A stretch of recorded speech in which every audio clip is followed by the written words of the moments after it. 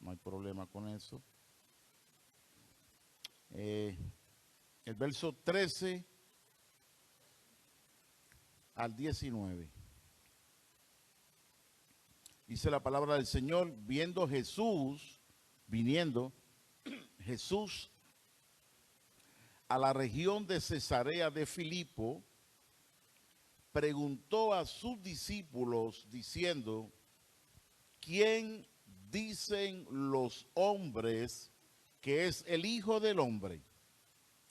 Ellos dijeron, unos Juan el Bautista, otros Elías y otros Jeremías o algunos de los profetas. Él les dijo: ¿y vosotros? ¿Quién decís que yo soy?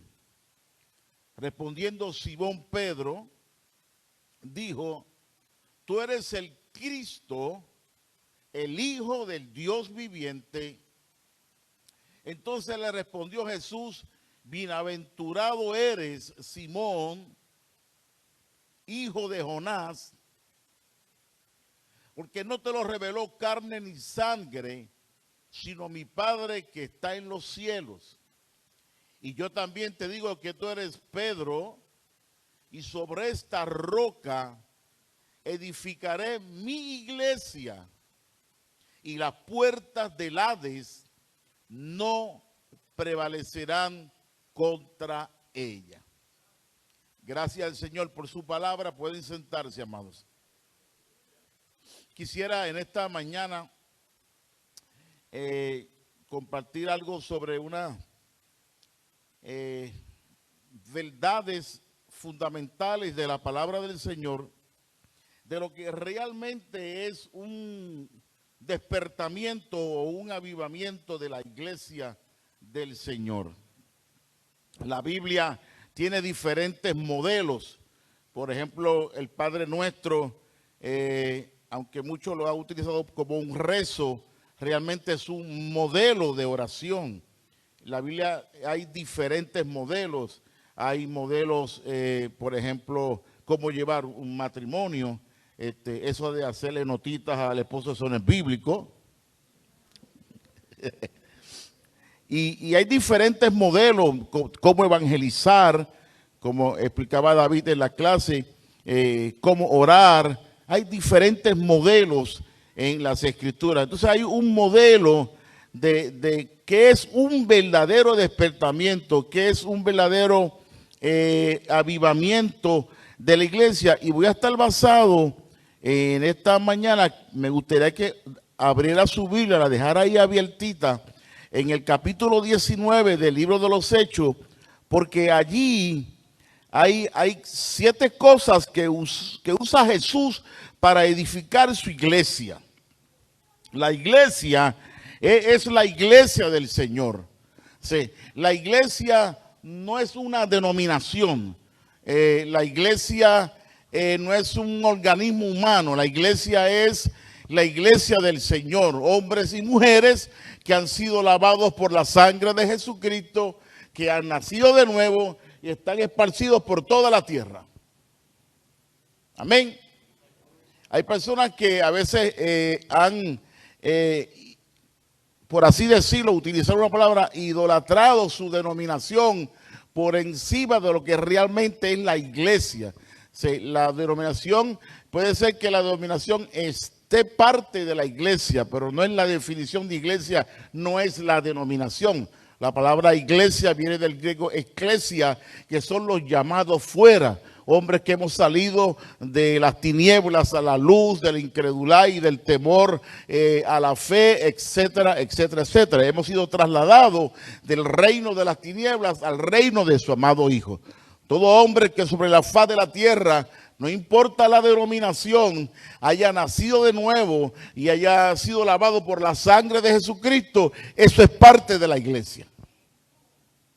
Hay diferentes denominaciones, Iglesia de Dios Pentecostal Movimiento Internacional, Iglesia Evangélica Unida, Iglesia Metodista, nosotros, Alianza Cristiana y Misionera, diferentes denominaciones sobre la faz de la tierra, con diferentes nombres, estructuras organizadas y administradas. No hay ningún problema con eso, pero eso no es la iglesia.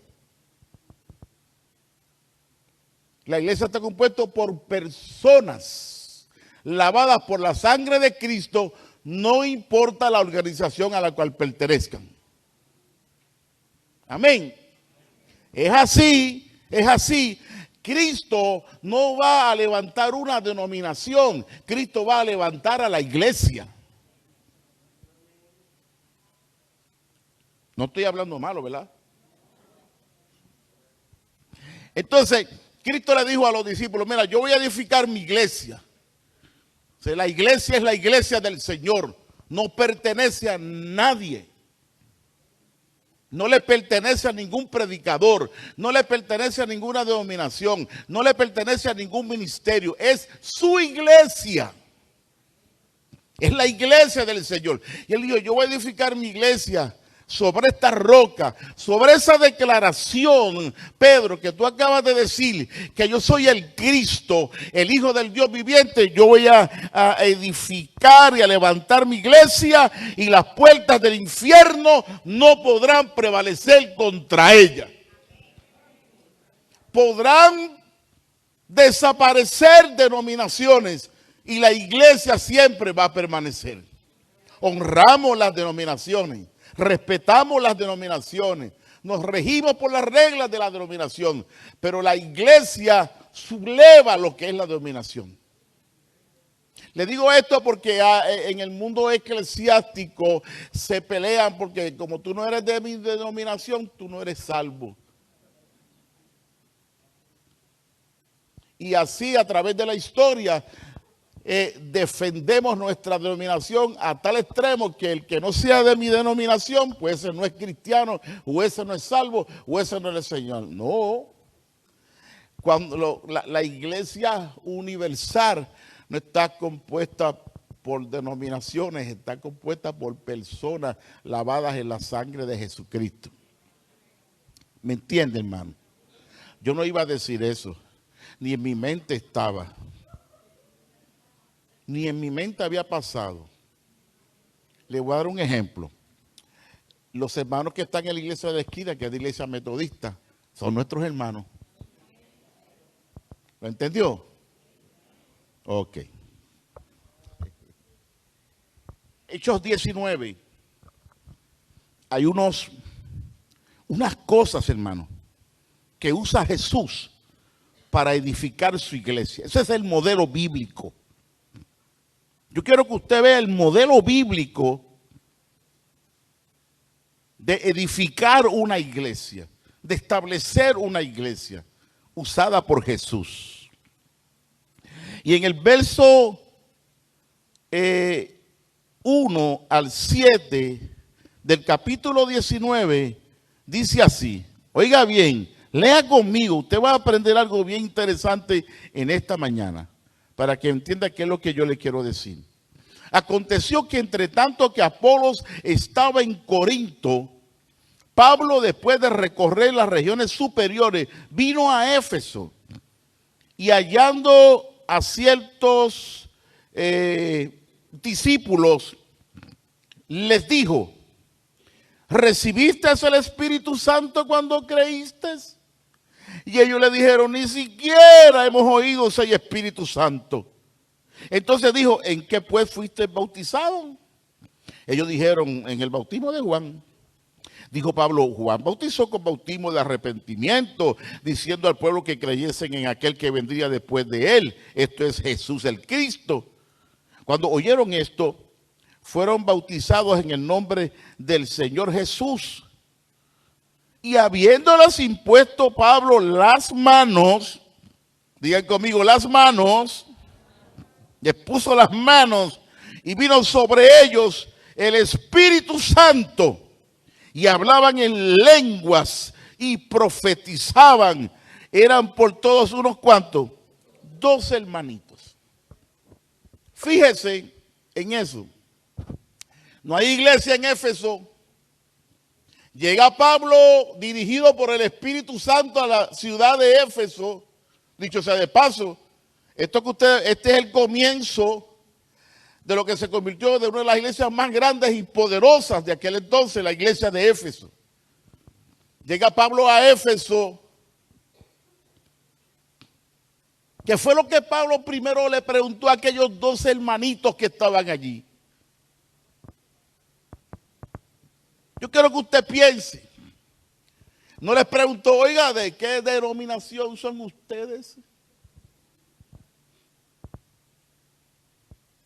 Lo primero que Pablo les preguntó, oiga bien, fue si habían recibido el Espíritu Santo.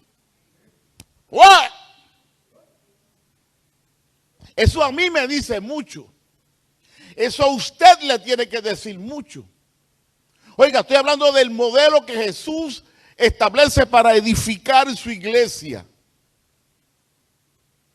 No les preguntó si eran dominicanos o si eran haitianos o si de qué raza eran y cuáles eran sus costumbres culturales. No les preguntó nada personal. Les hizo una pregunta espiritual medular. ¿Ustedes recibieron el Espíritu Santo? Fue la primera pregunta que les hizo. ¿Qué le dijeron ellos? Ni sabemos, desconocemos, ilústranos, porque no sabemos nada. Nada más sabemos que somos 12, tenemos par de panderetas, par de güiros y aquí estamos alabando al Señor.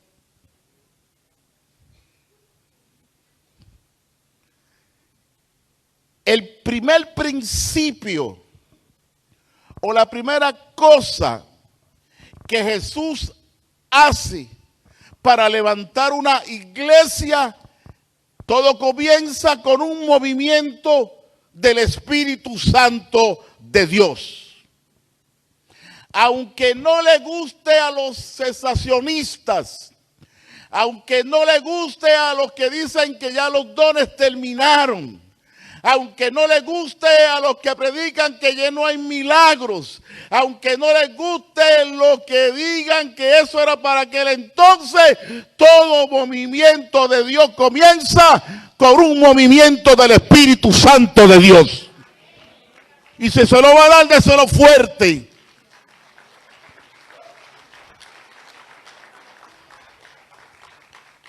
Fue la primera pregunta que Pablo les hizo, hermanos.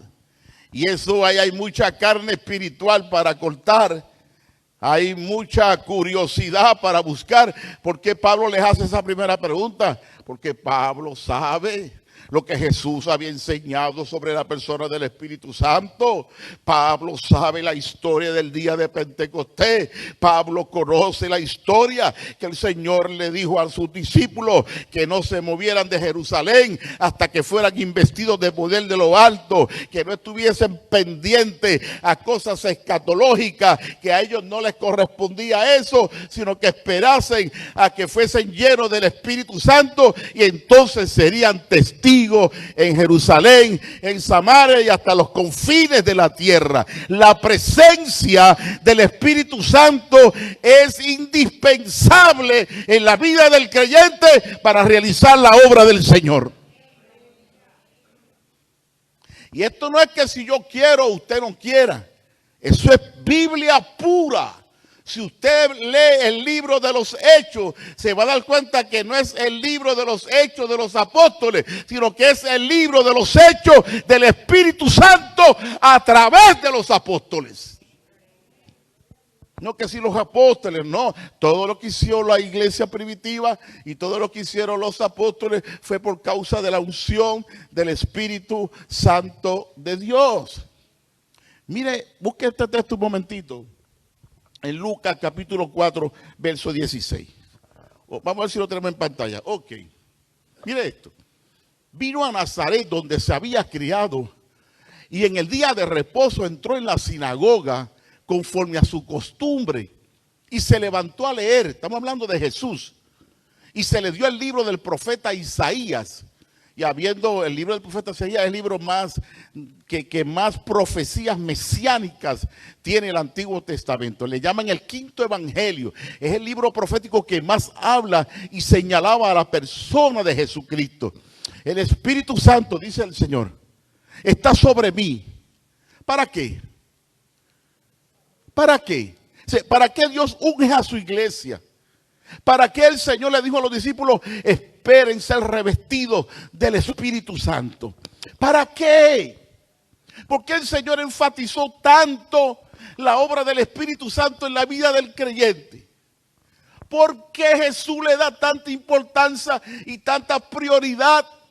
¿Por qué Pablo lo primero que le pregunta a aquellos hermanitos que es si habían recibido el Espíritu Santo? ¿Por qué? Porque el Espíritu del Señor está sobre mí, por cuanto me ha ungido para dar buenas nuevas a los pobres.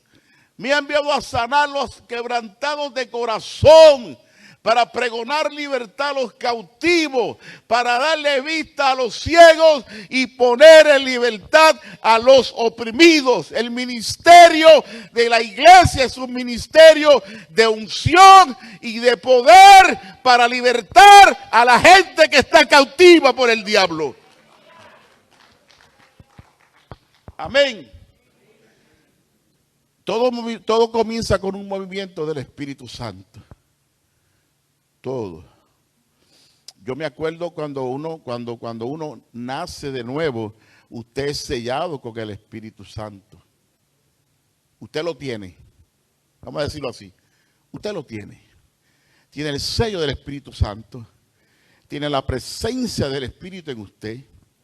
Es una presencia permanente y estable.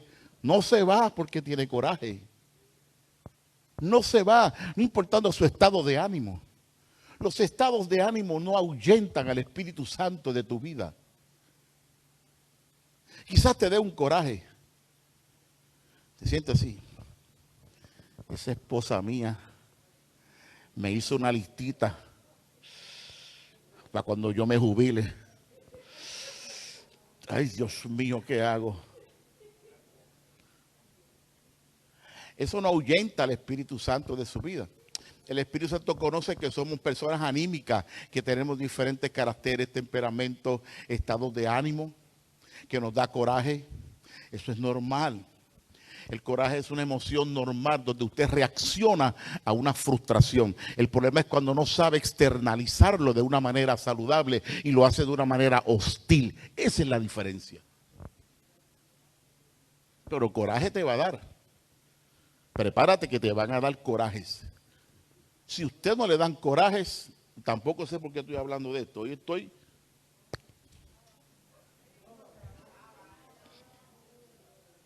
te van a dar corajes.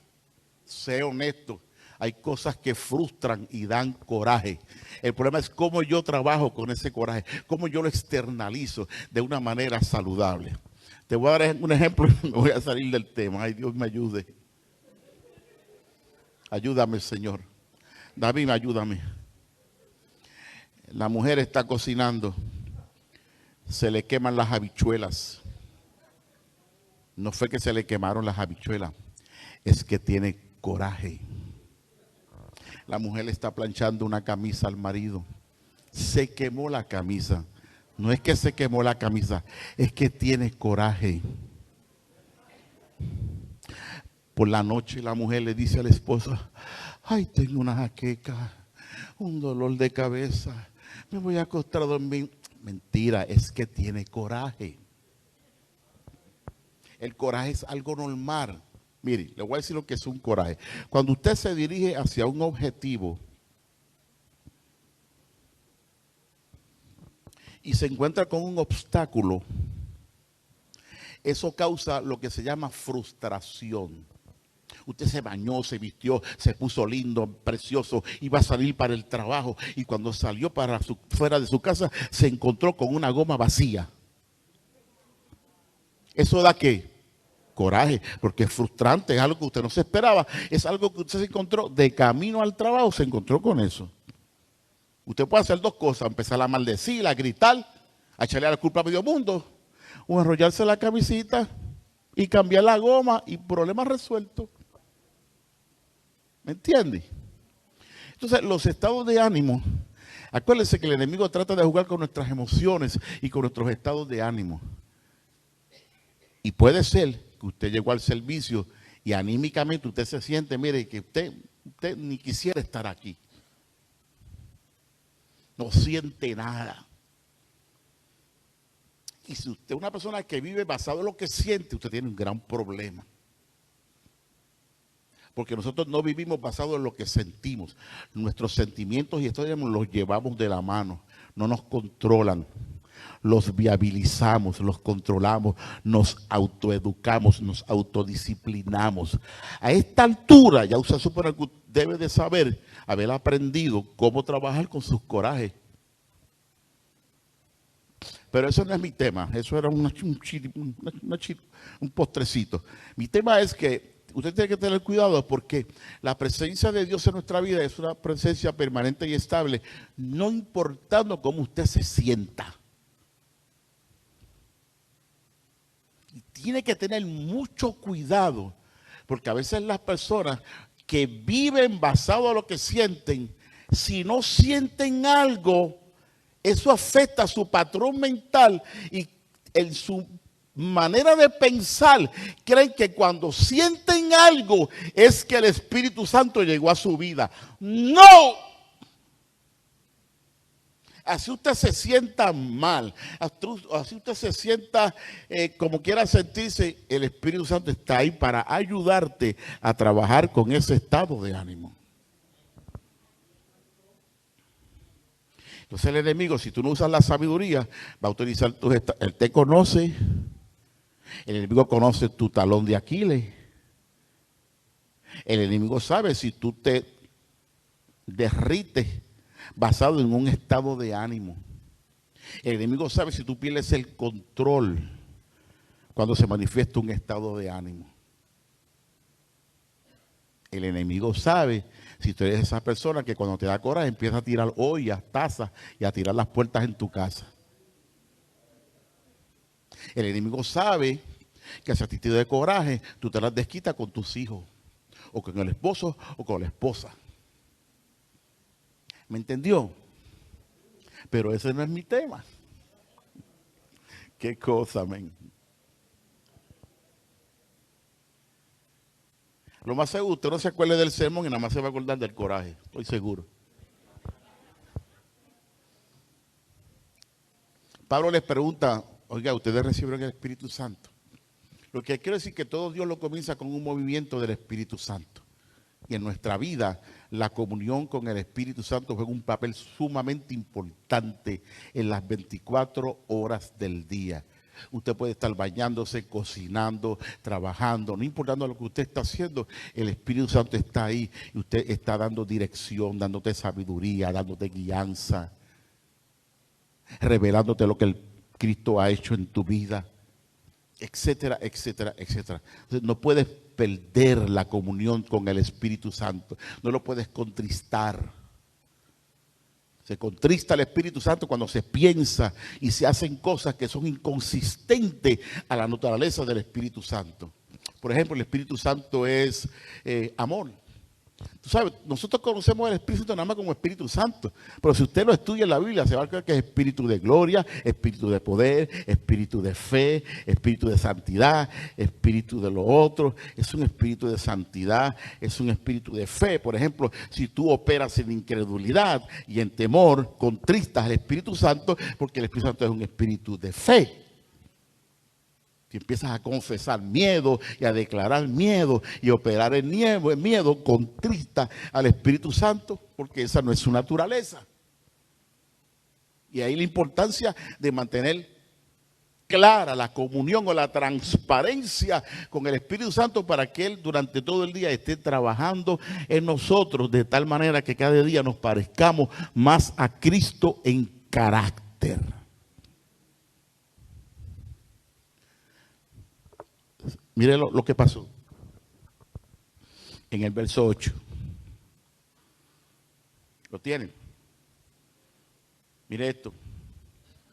Y entrando Pablo en la sinagoga, habló con denuedo. Esto es después que fueron llenos del Espíritu Santo. La cosa continúa. La cosa no empezó ahí. Mire cómo se edifica una iglesia. Y entrando Pablo en la sinagoga, habló con denuedo por espacio de 3 meses, hablando y discutiendo y persuadiendo acerca del reino de Dios. Pero endureciéndose algunos y no creyendo, maldiciendo el camino delante de la multitud, se apartó Pablo de ellos. Eso lo voy a poner aquí en comillas. Y se separó a los discípulos, discutiendo cada día en la escuela de uno llamado Tirano. Próximo texto. Así continuó por espacio de 2 años. Digan conmigo, 2 años. De manera que todos los que habitaban en Asia, judíos y griegos, oyeron la palabra del Señor Jesús. Fíjense, el segundo principio es enseñanza, déjamelo ahí, enseñanza continua de la palabra del Señor. Una vez les pregunta si habían recibido el Espíritu Santo, lo que pasa Pablo al segundo paso sumamente importante y comienza a enseñarles la palabra del Señor. 2 años, 2 años, enseñanza continua de la palabra del Señor. 2 años enseñándoles, 2 años discipulándolos. De manera que la enseñanza continua de la palabra de Dios es sumamente importante, luego que usted entiende la importancia de la presencia del Espíritu Santo en su vida.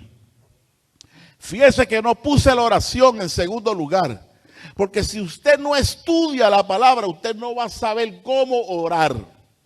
Porque la Biblia enseña sobre diferentes clases de oración y sobre diferentes principios que la gobiernan.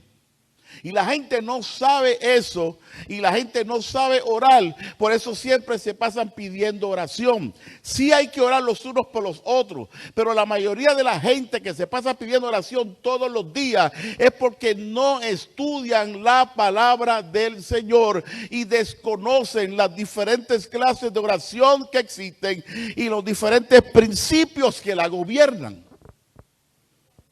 Y eso es bien importante. Ahora, enseñanza continua de la palabra de Dios va a edificar nuestra vida como iglesia. Eso es importante. Y eso yo lo he tocado muchas veces. Y es importante. Es como el Señor le dijo a Josué. Mira, Josué, medita en mi palabra de día y de noche. Medita. Háblate la palabra a ti mismo. Conviértete en un hombre de mi palabra. Medita en mi palabra. Se llena tu mente de mi palabra. Llena tu corazón de mi palabra. Pon tus ojos en mi palabra. Pon tus oídos en mi palabra. Ponla en el centro de tu corazón. Conviértete en un hombre de mi palabra. Para que hagas y guardes conforme a lo que está escrito. Porque entonces harás prosperar tu camino y todo te saldrá bien. Pero no queremos estudiar la palabra del Señor. Hay una gran falta de conocimiento de la palabra del Señor en los que nos llamamos cristianos. Tenemos que volver a abrir la Biblia. Hay personas que su filosofía de vida está basada en las opiniones y publicaciones de las redes sociales. Han sustituido la palabra de Dios por las publicaciones y por los comentarios de hombres inmortales en las redes sociales. Si la red social lo dice, ellos le ponen punto de autoridad y de firmeza. Eso es así. No van a la palabra del Señor para verificar si eso es correcto. El mayor error que se comete a veces en las redes sociales es que se citan textos sin explicación, sin fuera de contextos, que hacen más daño que bien. ¿Por qué? Porque la Biblia no tiene originalmente ni textos ni capítulos. La Biblia no tiene versículos ni tiene capítulos. Si usted va a estudiar la epístola, por ejemplo, a los Efesios, eso era una carta corrida, eso no tenía capítulos, eso no tenía versículos. Y a veces Pablo comenzaba a hablar de algo, lo detenía, le hacía una pausa y vuelvo lo retomaba más adelante. Para a veces usted entender un texto, tiene que leer el texto de arriba y el texto de abajo. Y a veces no es suficiente, tiene que leer el capítulo completo. Y a veces no es suficiente, tiene que leer la carta completa. Y a veces no es suficiente, tiene que leer quién fue el que escribió esa carta, a quién se la escribió, por qué la escribió, cuáles eran los problemas, cuál era la situación, cuáles eran los principios, las costumbres, la cultura, cuál era la audiencia a cual se le envió esa carta, cuál era el propósito del apóstol. Y cuando usted hace todo ese ejercicio y toda esa exégesis del texto bíblico, se da cuenta, diantra, ¿verdad que yo no sabía que eso era así?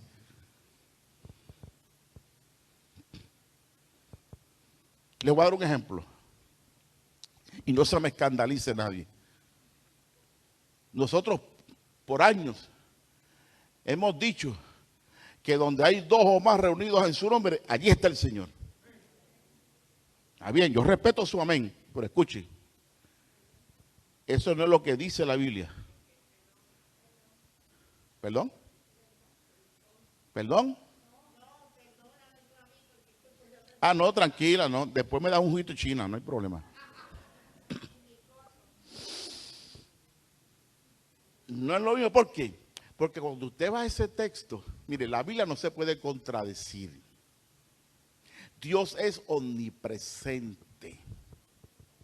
Y donde usted está, está Dios. Y es imposible que tenga que haber otro más para que Dios haga acto de presencia ahí. Imposible, se contradicería la Biblia. Cuando Jesús está hablando de eso, está hablando sobre cuando tú y yo nos reunimos para ponernos de acuerdo sobre un asunto. Porque la costumbre que había en aquel entonces, que había que haber dos personas y haber un testigo para autentizar ese acuerdo que se estaba realizando. Y ese texto lo hemos sacado fuera de contexto para decir, aquí está Dios porque habemos mucho. No, usted está solo en su casa cocinando y Dios está con usted. Usted está en su trabajo y Dios está con usted. Dios no necesita que usted busque a alguien para Dios hacer acto de presencia en su vida. No, y no, imagínate. Ay, mira David, ven para acá para casa, ven, acompáñame para que Dios se haga acto de presencia en nuestra vida. No. ¿Me entendió? Jugo China, dije. Gracias. ¿Entendió lo que le quise decir? Eso es un ejemplo para que ustedes vean cómo sacamos textos fuera de contexto y decimos cosas que no fue la intención original cuando se escribió el texto. Y de esa misma manera, la iglesia evangélica arrastra un montón de costumbres o malas costumbres de la iglesia católica. Y a veces parecemos más católicos que evangélicos, en prácticas y en un montón de cosas que creemos que no son parte del texto bíblico que nosotros tenemos. Y es así. ¿Por qué les digo eso? Por la importancia, hermano, de la enseñanza continua de la palabra del Señor en nuestra vida. Usted quizás no pueda ir a un instituto, usted quizás no pueda ir a una universidad cristiana, pero usted puede abrir su Biblia en su casa, puede buscar un diccionario, puede buscar un comentario, puede buscar una concordancia. Antes no existían las redes que tenemos ahora. Usted entra a las redes sociales, usted encuentra estudios bíblicos de cualquier tema, comentarios, lo que a nosotros nos costó cientos de dólares, usted lo tiene gratis ahí ahora en un celular. Concordancia, diccionarios, comentarios, diferentes versiones. Cuando yo estudié no existía eso. Tenía que leer y rajarme la mente. y leer y leer y leer y leer y comprar libros y gastar libros, cientos de dólares en libros. Y ahora eso no hace falta. Tú lo tienes todo ahí a la mano. Si tenemos mayores recursos para estudiar la palabra del Señor. Usted no se imagina la cantidad de falsas doctrinas que se están levantando. Usted no se imagina la cantidad de falsas sectas que se están levantando. Usted no se imagina la cantidad de falsos grupos que se están levantando. Porque usted cree que Pablo se dedicó 2 añitos ahí, 2 añitos a enseñanza continua del reino de Dios, enseñanza continua de la palabra del Señor. No los dejó ahí bautizados en agua y con el Espíritu Santo y arrancó para otro lugar. No, hay que discipular, hay que enseñar. Tenemos que conocer la palabra del Señor. Y cuando venga cualquiera a presentarte una falsa doctrina, usted lo pueda contrarrestar. Amén. Oiga, mire esto. Verso 11. Verso 11 dice, y hacía Dios milagros extraordinarios por mano de Pablo, de tal manera que aún se llevaban a los enfermos los paños o delantales de su cuerpo, y las enfermedades se iban de ellos, y los espíritus malos salían. ¡Wow! Una vez el Espíritu Santo hace acto de presencia en nuestra vida, y comienza la enseñanza continua de la palabra de Dios, en ese orden comienza a manifestarse lo milagroso. Queremos que se manifieste lo milagroso en nuestra vida. Queremos ver sanidades, queremos ver liberación, pero no guardamos la comunión con el Espíritu Santo. Y carecemos de enseñanza de la palabra de Dios en nuestra vida. No la conocemos, pero queremos milagros. Yo estoy hablando de un modelo bíblico. Había la presencia de Dios sobre los 12 creyentes que estaban allí. Enseñanza continua de la palabra del Señor. Y entonces comenzó a manifestarse lo milagroso. Para que se manifieste lo milagroso en mi vida y a través de mi vida, yo tengo que guardar la comunión con el Espíritu Santo y yo tengo que estar lleno de la palabra del Señor. La presencia del Espíritu Santo y de la palabra de Dios en mi vida va a causar que lo milagroso se manifieste. ¿Por qué lo milagroso no se manifiesta en muchas iglesias? Porque no guardan, viven basados en emociones, en sentimentalismo y siempre están peleando y se dejan llevar por sus estados de ánimo. Y contristan al Espíritu Santo, hablando negativo, hablando de fracaso, hablando de enfermedades, hablando de crisis. Y no estudian la palabra del Señor, que es el manual de Dios para nuestra vida. Es el manual.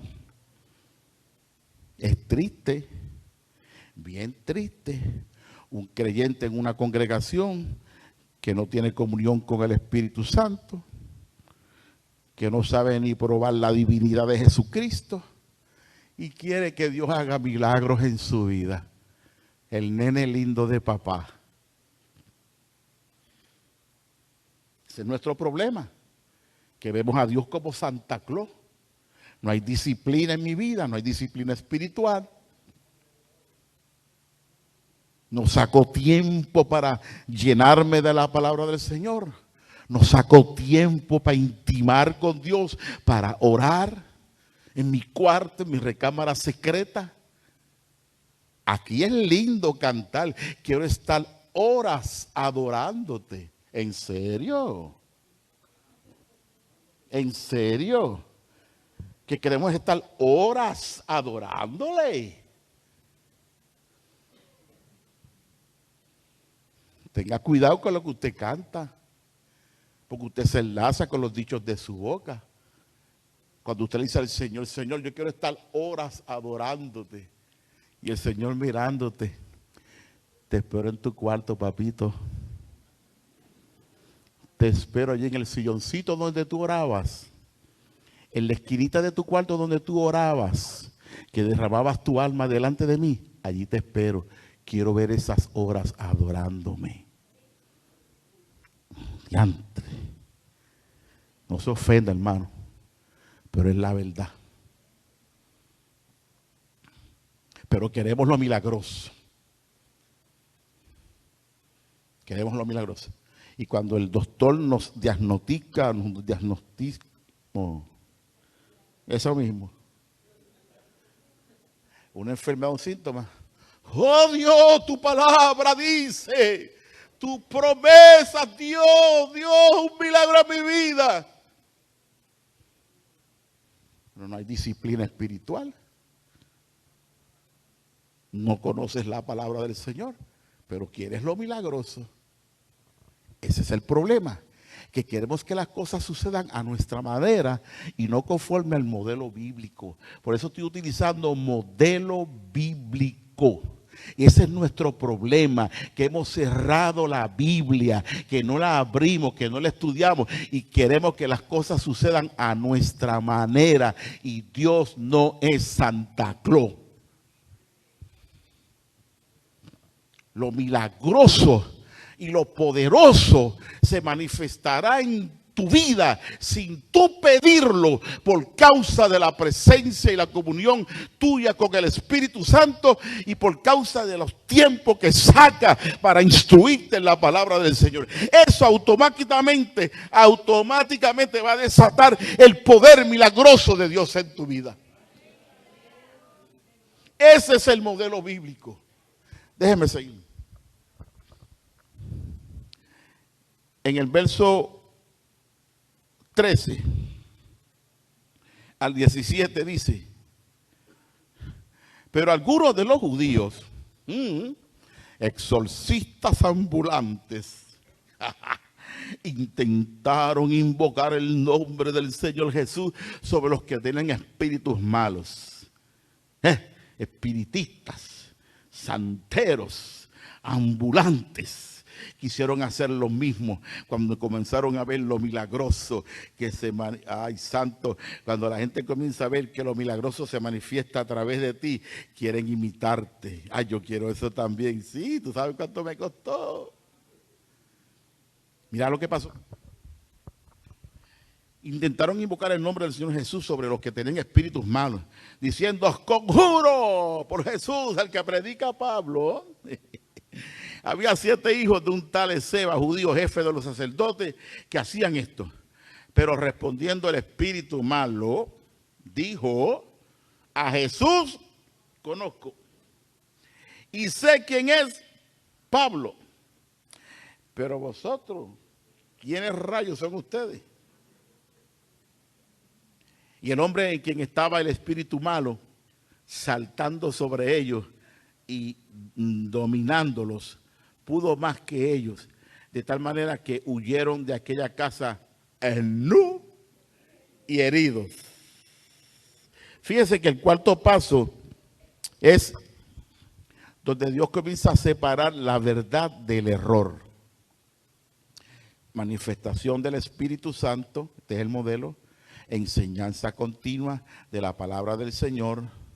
Comienza a manifestarse lo milagroso. Y cuarto, Dios comienza a separar la verdad del error. La verdad, lo que hacía Pablo, cómo los milagros se manifestaban a través de él. El error, lo que querían hacer aquellos espiriteros, santeros, brujos, astrólogos. Dios comienza en la iglesia a separar la verdad del error. En la iglesia no a todo el mundo le es agradable lo que se predica. Porque la palabra de Dios que sale del púlpito viene a cortar. Y puede ser que tú te molestes conmigo si no eres sabio. Porque esa palabra puede ser que te está cortando el alma de tu espíritu. Porque hay emociones y sentimientos y heridas que te están ahogando, que están arropando tu espíritu. Y el Señor viene con su palabra a cortar y a dividir. Zapatero a su zapato. Y duele. La palabra autodisciplina. Dios no te disciplina poniéndote, tumbándote una pierna ni un accidente, no. ¿Tú sabes cómo Dios disciplina? Por medio de su palabra. corta. Y si tú eres manso y recibes con mansedumbre la palabra implantada, tú recibes esa disciplina y no te molestas, le das gracias al Señor. Gracias, Padre, porque tu palabra me disciplina, tu palabra me corrige, tu palabra me enseña a ser un mejor cristiano, tu palabra me enseña a hacerlo mejor la próxima vez. Gracias, Padre, por tu disciplina. Pero cuando nos sentamos a escuchar un sermón, lo que queremos es que nos hagan volar las emociones. Yo no quiero eso.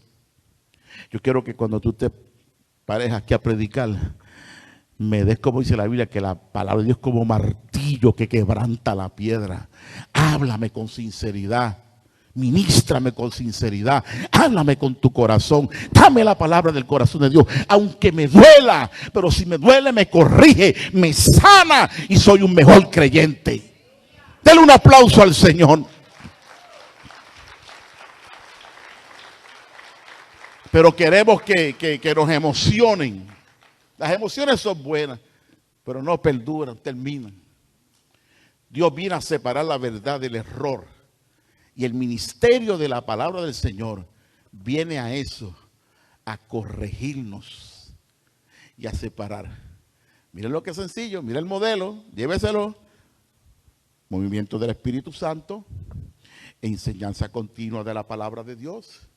Comienza a manifestarse lo milagroso en tu vida. Y tú comienzas a mantener la comunión con el Espíritu Santo y te comienzas a llenar de la palabra. Van a comenzar a ocurrir cosas milagrosas en tu vida de manera inusual, de repente. Dios mío, ¿y qué pasó aquí si yo no había pedido eso? Y yo no estaba, y mire, pasó esta sanidad y me acabo de dar que ya no me duele, que la salud de Dios está corriendo por todo mi ser. Dios comienza a manifestar lo milagroso en tu vida. No tienes ni que pedirlo. Se va a manifestar por tu fidelidad, por tu fe en Dios, por la presencia de Dios en tu vida y por tu amor hacia la palabra del Señor. Porque Dios honra a los que le honran. Y Dios comienza a separar la verdad. Mi consejo es que cada vez que usted se sienta ahí, no importa el predicador, Señor, cuando usted dice, Señor, háblame, a veces me dice, Señor, corrígeme, disciplíname, Señor, que tu palabra me discipline. Yo la voy a recibir, Señor, estoy aquí listo. Zumba, papá, pero corrígeme, disciplíname, porque yo te amo y te quiero servir mejor cada día. Y te quiero amar más y lo quiero hacer bien, lo quiero hacer en excelencia porque es para ti. Y si estoy equivocado, corrígeme. Y ese debe ser el espíritu cuando nos acercamos a la palabra del Señor. No llenarnos de nuestra cabeza de conocimiento y de teología. ¿Para qué?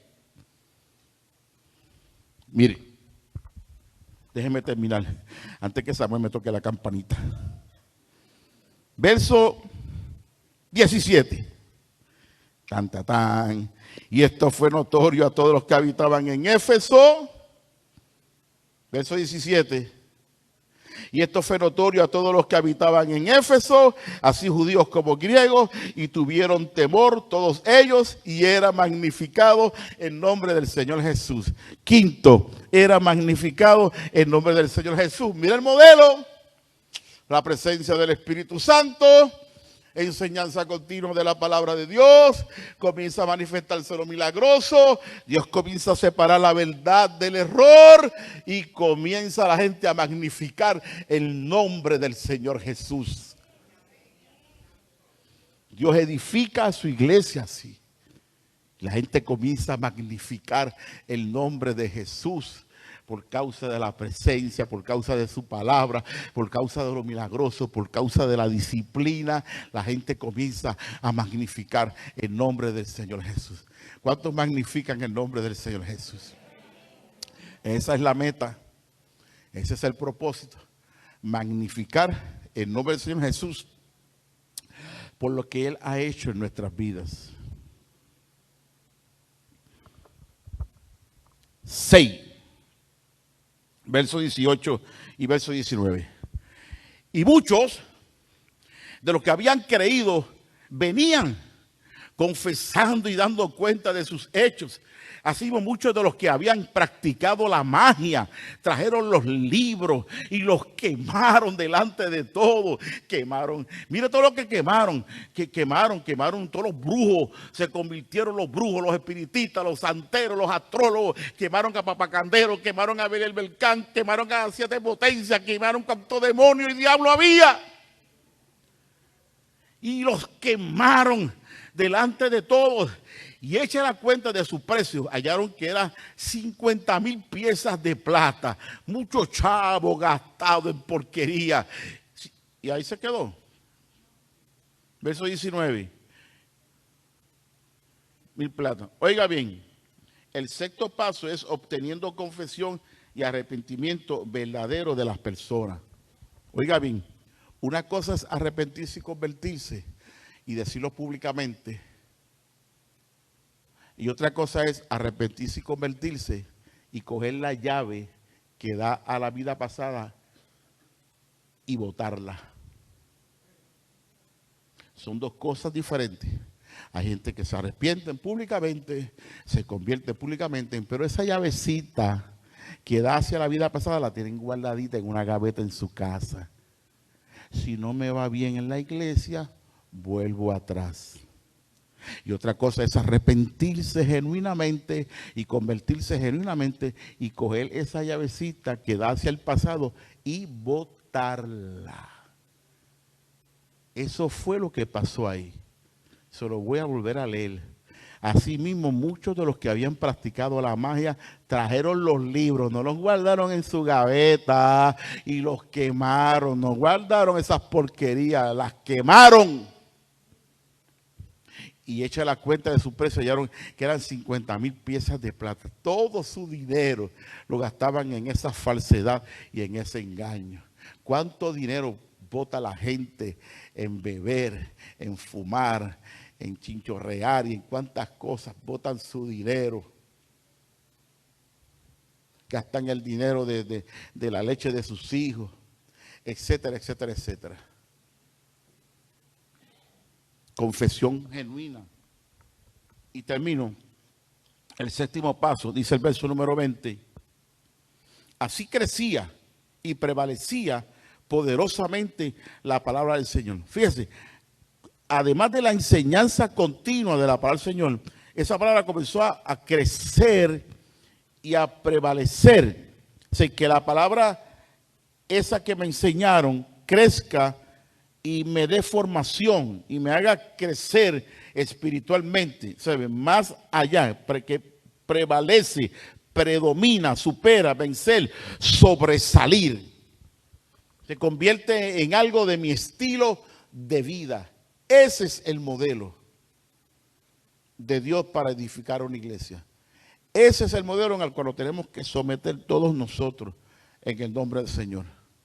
Y si estamos desbloqueados, pues tiene que comenzar de nuevo y buscar primero que nada reactivar la comunión con el Espíritu Santo en nuestra vida. Y si has abandonado la palabra del Señor, volver a abrir tu Biblia en tu casa. Y vas a ver con tus propios ojos, vas a experimentar, lo vas a testificar. Lo milagroso comenzará a manifestarse en tu vida. Lo milagroso, eso que tanto anhelas, eso que tanto esperas, eso que tanto pides y no llega, se comenzará a manifestar en tu vida.